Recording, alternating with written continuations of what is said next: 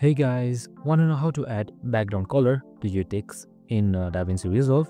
Well, no worries. In this video, I'm going to show you an easy step-by-step guide on how to do it. It's super simple, so let's get straight to it.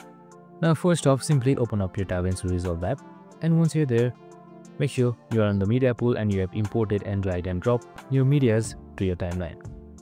And once you're there, right under this section, you can see edit. Simply click on it. Now make sure you are at the effects tab right here, and then this window should pop up and you should be under generators, which should be under toolbox. Now under generators, here you can see solid color. Just simply drag and drop it to the timeline. Alright, so once you've done that, make sure this is above your main clip right here. Now let's edit it and change its color. Just make it white. Now once that is done, let's add a text first. So just simply insert any text that you want. Once that is done, this text should also be above the solid color. So just right click on this empty timeline right here and then select add track.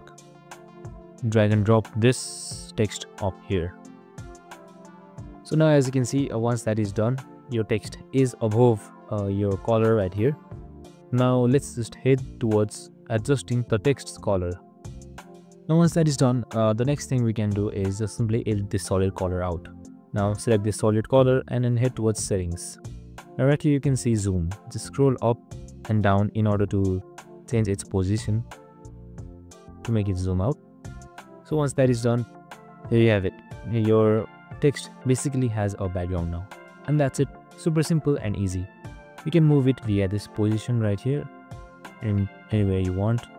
It's like this. See, and same goes for the text as well. I hope this video helped. If it did, make sure to like, subscribe and tune in with us for more of these videos. See you in the next one.